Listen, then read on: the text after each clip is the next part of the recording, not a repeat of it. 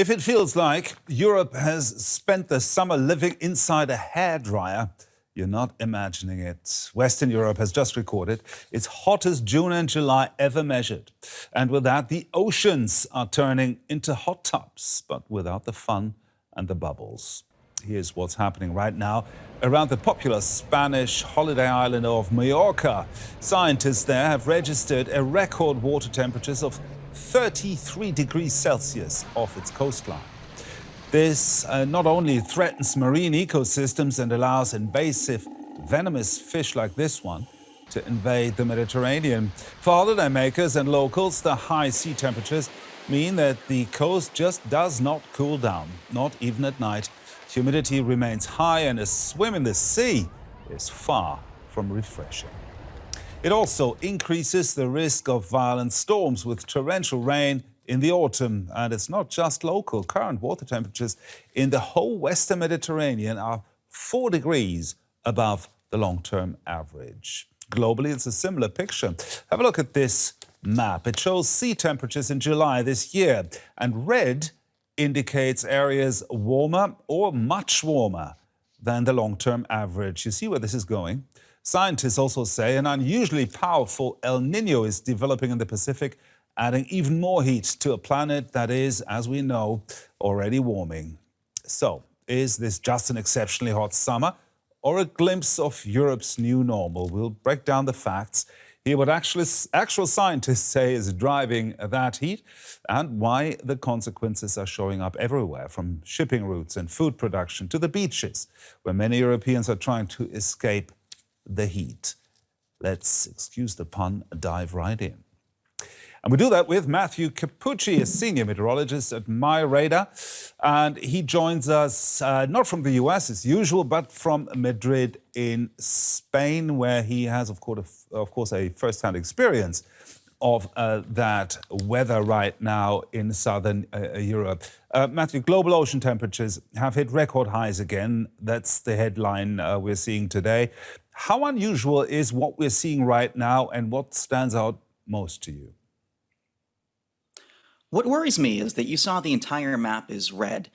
I view heat almost like weight in a sense, in that, not to sound problematic, but if a person gains weight, it's really tough to lose that weight. If us as a planet, if we gain weight, or if we gain rather heat, it's very difficult to shed that heat. The heat sort of enters the system irreversibly. And so you see right there how much additional heat is being stored in the oceans. That's eventually exchanged with the atmosphere. And as a result, it just kind of lingers in our planet system for a very long time. When it comes to climate change, about 89 to 94% of all incoming heat from the sun is stored in the oceans, and that's just a really long-term thing. So that's influencing global weather and kind of starting this chain reaction process. Now, scientists say that a powerful El Niño, that's a recurring weather phenomenon, is currently developing. How much of this year's heat can be linked to El Niño, and how much is linked to long-term climate change? It's a good question. It's something that's kind of tough to parse out, in that El Nino is the opposite of La Nina. Two sides of kind of the same coin, a pendulum that goes back and forth every 2 to 7 years. And it begins with a change of water temperatures in the eastern tropical Pacific. For an El Nino, that is a warming of water temperatures in this invisible box we call the Nino region. Now, an ordinary El Nino threshold is when water temperatures for several months are about ½ degree Celsius or more above the long-term mean in that box. Already we're 2 degrees Celsius warmer than typical, and we're expected to go to about 3.6 or 3.7 Celsius above normal, way above the benchmark, making this the strongest El Nino ever recorded. Now, we've been seeing for years the El Niños keep getting a little bit stronger, and so El Nino is a natural thing, but each are becoming kind of supercharged. I liken it to if you were playing a game of basketball. Once in a great while, an average person might get a slam dunk. But if the floor was slowly being raised, suddenly you're taller and it's easier to get a slam dunk, and you do it more often. Same thing here with this El Nino being pushed into record territory. That's a very good analogy. Now let's return to the Mediterranean now. It has been exceptionally warm this summer. We've seen fires and all that. What effect does that have on weather patterns across Europe, not just there? The biggest thing I would say is that the Mediterranean is obviously a very strong reservoir of heat. But my concern is that as it warms the atmosphere, we get these precipitation extremes. You mentioned both flooding and drought. When the atmosphere warms, its moisture holding capacity goes up, but that doesn't necessarily mean the air is getting wetter. If there's moisture antecedently already available in the atmosphere, then yeah, the air is going to be spongier.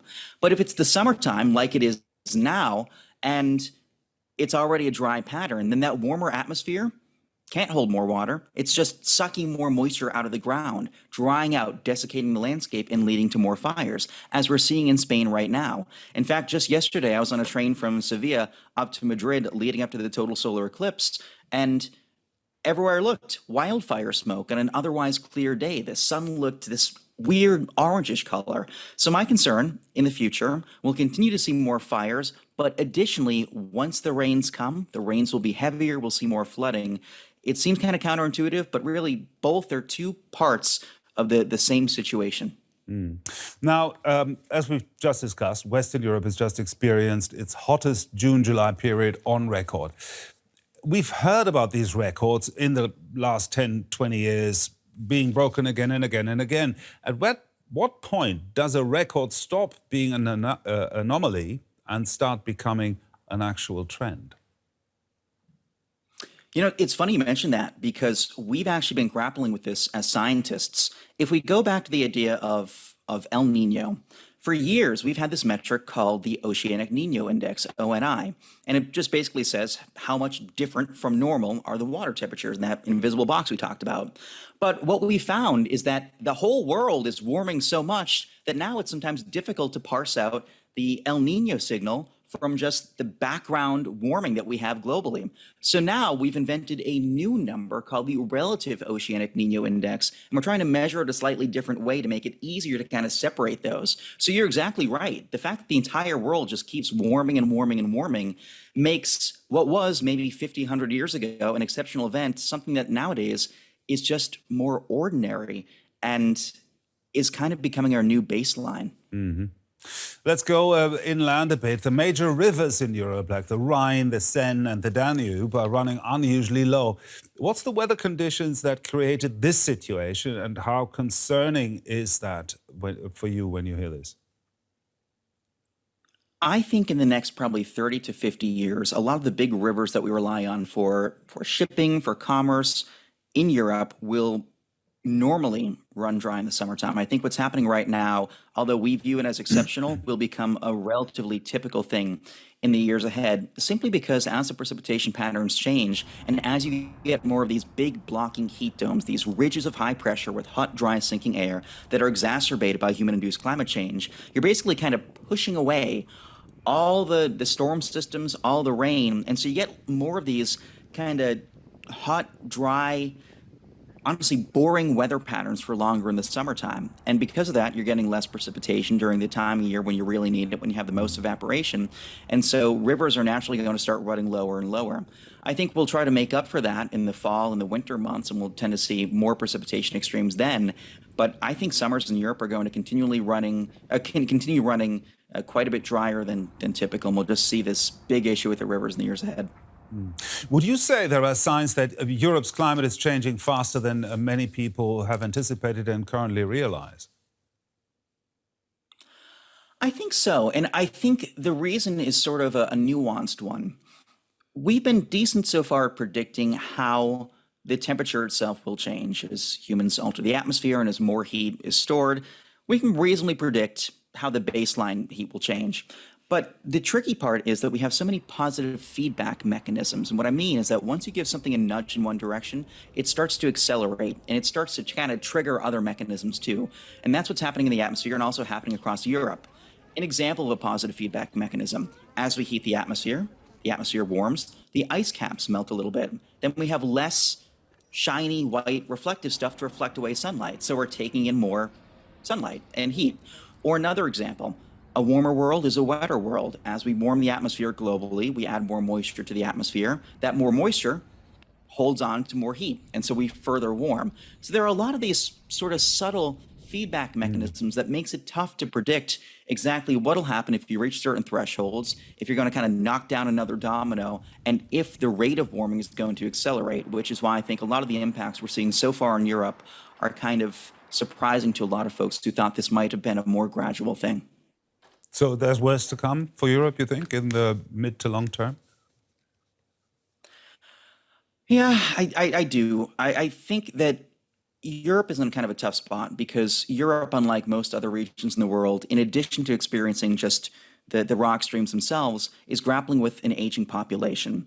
I think in the years ahead, we need to focus not only on sort of mitigation efforts, but adaptation efforts in that, for example, in the United States, I've said to folks, if you live super close to the water and your house is on stilts, in the years ahead, maybe that's not a great idea. In Europe, for example, heat is actually the #1 cause of weather-related fatalities. Maybe we need to start changing the infrastructure here. Maybe we need to start adding air conditioning into new developments. I think about how many elderly people are actually killed every year from extreme heat in something called population harvesting. It sounds very gruesome, but it's essentially a term for excess mortality, where you just have people who otherwise may have had underlying problems with their health, who are sort of pushed over the edge due to increasing temperatures, extreme heat, extreme conditions, etc. That, I think, is going to be a very sneaky, huge problem in the years ahead. And I think that we really need to get better with our infrastructure and planning for the climate of tomorrow. Thank you very much, Matthew Capucci, there, senior meteorologist at MyRadar, talking to us from Madrid in Spain. Thank you, Matthew. Thank you. Now let's dive into the water and turn to the marine side of things with Callum Roberts. He's a professor for marine conservation in the Centre for Ecology and Conservation at the University of Exeter in the UK. Welcome, Callum. My first question, what happens to marine ecosystems when ocean temperatures remain unusually high for weeks or months at a time? Well, there are many things that happen, and it depends which part of the world that you're in, which organisms and species are affected. If you're on a coral reef, then the hot water temperatures cause widespread coral death after a period of several weeks of stress. But in Europe, we're seeing the movement of animals and plants that exist normally in warmer places. They're moving gradually northwards and eastwards up through the North Sea and the Baltic Sea. And the reason is that their niches are expanding. These are temperatures that are beginning to be experienced in northern waters that we've never seen before. And these animals are adapted to those temperatures. But that also means that we're pushing out the cold water species that used to live in these places, like cod and haddock. Now, you've just mentioned cod and haddock. Which species in European waters are most vulnerable to the warming? Well, all of them are affected by warming in some way, but the ones that can't move very fast are affected more so because they can't sort of get up and swim away. And so things like oysters, for example, or other kinds of shells that live on the seabed, those are being impacted quite significantly. Also, we're seeing kelp forests, which are these wonderful forests built by seaweeds. Those are beginning to wither and die in some parts of their ranges. And so off the south coast of England, for example, there's been a 94% loss of kelp forests over the last 30 years or so. And that's largely being driven by warming seas. The fish, they can move northwards, but, a very famous example is the mackerel. And mackerel has been gradually shifting its range north over the last 10, 15 years or so. And so the countries that normally have been familiar with exploiting it, like Ireland and Norway and other countries in Europe, they had all the quotas for mackerel sewn up among themselves. But now the mackerel are going to Icelandic waters, and Iceland has begun taking mackerel, and nobody's agreed on who should have how much. And so mackerel are becoming overfished now as a result. Now, I want to reiterate that this is already happening right now. This is not a future scenario. But let's talk about the invasive species that you've talked about earlier. And we're seeing venomous lionfish and other species in the Med. How alarming is that? Well, it is pretty alarming because we know from the Caribbean that this lionfish, when it invades a new place, it can have devastating impacts. And it's a very voracious predator. It eats huge numbers of small fish. And so the impact of that predation is to depress population sizes of those native species. So, there will be a significant transformation of Mediterranean marine ecosystems as a result of the arrival of the lionfish. And it's not the only one. There are many other species of fish coming in through the Suez Canal from the Red Sea. They are tropical species. And now, as the Mediterranean is warming, they're finding conditions there to their liking, and they're spreading westwards throughout the Mediterranean. Now, what kind of chain reaction can that trigger throughout the food chain? Well, certainly food chain impacts are widespread. We're seeing increasing quantities of jellyfish, for example. Jellyfish can cause mortality of juvenile fish and fish larvae. And so, that then has an impact on a whole range of different species. The loss of the kelp forest that I just mentioned, that has consequences for juvenile cod and lobsters, for example, that are living in those forests. So when you pull at one piece of an ecosystem, it's connected to all of the other pieces, and there's a whole network of connections across predators and prey and habitat. And so when one of those species gets impacted, then you see the effects spread much more widely. Now, you're an ocean guy, but still, is this what happened? What you've just described happening in the oceans? Is it comparable to what's happening in the river ecosystems? Well, it's much worse. It's much more severe in river ecosystems because there's very little that fish can do to move to other places when conditions become extreme. And one of the things that happens when water warms is it holds much less oxygen. And if there are nutrients in the water as well, that causes blooms of plant growth, which can then further depress oxygen levels when the plants die and they start to break down. So fish in rivers can experience mass die-offs when you see thousands or even millions of fish sometimes dying off en masse. And the other thing, of course, is water. And what we're seeing across Europe right now is that rivers are drying up. And for many species, that means their habitat is shrinking down to a few pools. If those pools are low in oxygen as well, then the stresses will be extreme. When, for example, we're looking at the fish that are migrating and the invasive species, is it conceivable to you that in 50 years from now, things will have adjusted and those who were invasive species or are invasive species now are then quite common and the whole ecosystem has adapted to it? Is that conceivable?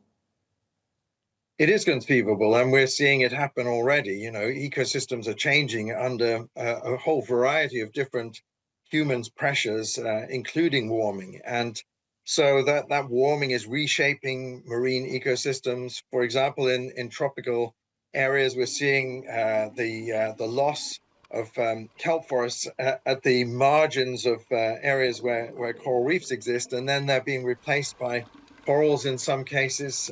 We're seeing tropical species moving into new areas, which they sort of seasonally present, they disappear and then they come back. But in the future, they'll be there year round and they will be a part of those ecosystems.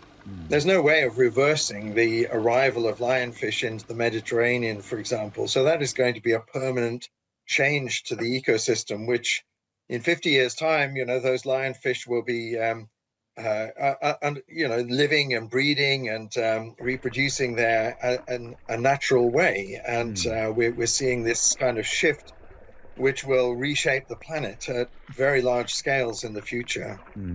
Talking about reshaping the planet, my last question, what is the biggest ocean-related impact that I and many of our viewers might not fully appreciate yet? Well, I think with respect to the ocean, the biggest impact in the past has been extraction. We have been overfishing the oceans for a long time. We've been taking far too much out of it, and also putting far too much into it in the way of human wastes. Climate change impacts come on top of those kinds of stresses. And what those are doing is multiplying the things that nature is having to deal with for us. And so ecosystems are under a growing level of stress, and we need to reduce the amount of impact that we have on those ecosystems to give species the chance to adapt and to maintain themselves as conditions change in the future. Thank you very much. Callum Roberts there, Professor of Marine Conservation at Exeter University in the UK. Many thanks.